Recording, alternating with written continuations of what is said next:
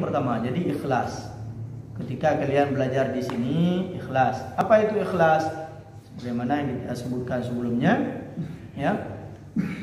Ikhlas itu adalah sebagaimana nanti di depan akan disebutkan makna ikhlas. Apa itu ikhlas? Sahih Bukhari dan Muslim, sebuah hadis di dalamnya Rasulullah sallallahu alaihi wasallam bersabda, "Innamal a'malu binniyat."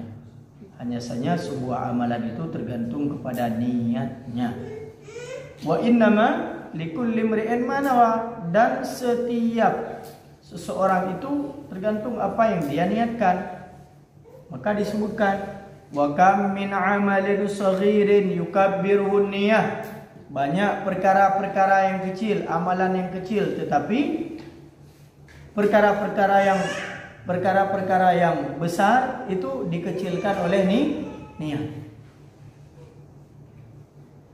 Wa kam min 'amalin saghirin yukabbiruhu niyyah. Banyak juga perkara yang kecil nampaknya, tetapi pahalanya besar. Karena apa? Karena niat. Kita jalan di jalan raya. Di jalan raya kita jalan.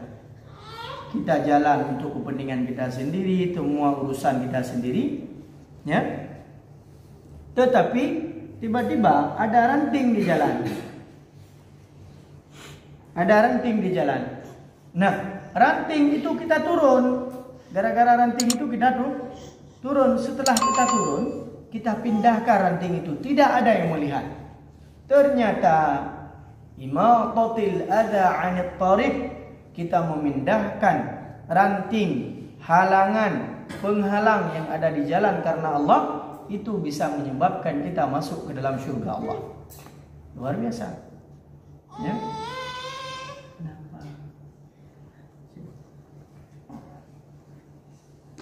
Nah, ada satu lagi. Biayanya mahal. Ya, perjalanannya lama. Ibadahnya banyak. Rukunnya banyak. Syarat sahnya banyak. Apa itu ibadah haji? Besar nampaknya. Tetapi ketika kita berangkat hanya ingin dilihat oleh manusia, bukan nggak boleh bersejuk, boleh. Tetapi niatnya itu tidak benar. Supaya tujuan long ya haji, supaya saya dipanggil Tengku Haji. Sekali haji, ha. 2 kali haji, ha ha. 3 kali haji, ha ha ha. Baru disebut nama kita. Bukan begitu. Kalau itu niatnya besar, amalannya, pahalanya kecil. Itu pun kalau ada. Nah, itu pun kalau ada. Jadi kalau memang seseorang mengetahui amalannya tersebut, mungkin orang haji itu, ya, akan tahu amalan hajinya itu, ya, palsu atau asli. Bagaimana asli? Ketika dia pulang haji namanya haji asli.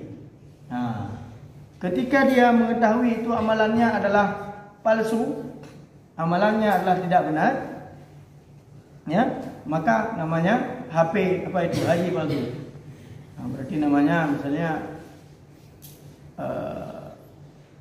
fulan, ya, haji fulan. Ini enggak dipanggil haji fulan, tapi HP fulan, haji palsu fulan. Nah, itu kalau kita tahu bahwasanya yang yang mana yang disebut haji palsu dan haji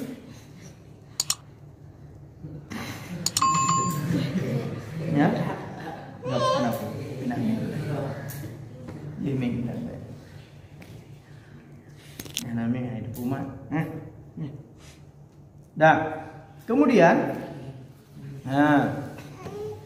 dari Abil Abbas, ya, radhiyallahu anhu berkata, qala innama yahfadhur rajulu, ya, sesungguhnya seorang laki-laki itu, ya, diberikan sesuai dengan kadar niatnya.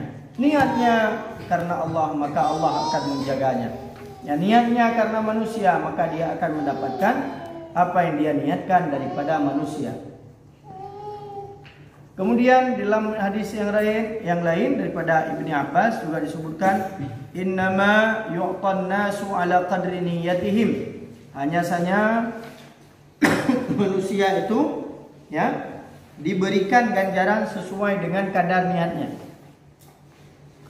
Juga daripada Ustaz Abil Qasim Al-Qushairi rahimahullahu taala berkata, al-ikhlas. Apa itu ikhlas? Ya. Ikhlas itu tidak menyekutukan Allah di dalam amalan. Ya, maka disebutkan surat Al-Ikhlas. Kenapa disebut surat Al-Ikhlas? Kenapa surat Al-Ikhlas? Kenapa? Ya, Pak? Tidak menyekutukan,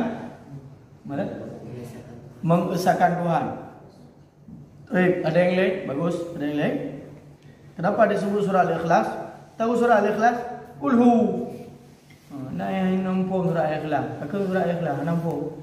Surah Al-Ikhlas. Oh anjir tu. Hai kulhu, oh kulhu je.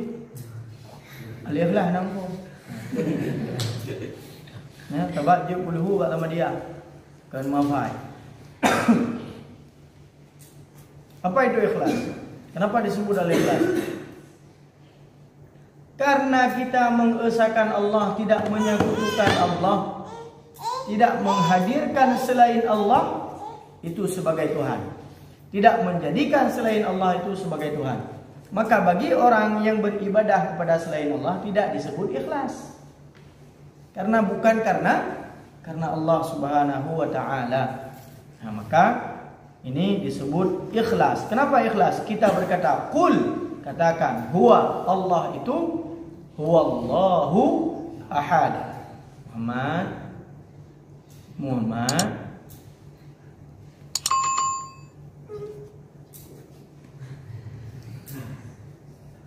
katakan Allah itu esa.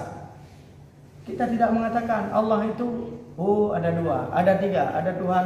Maka tidak. Kita katakan Allah itu esa. Ya. Karena ya di situ ada wahdaniyah. Allah Subhanahu wa taala, mengesahkan Allah Subhanahu wa taala daripada selain Allah Subhanahu wa taala. Pertanyaannya, ketika kita mengesahkan Allah, dari tauhid sedikit.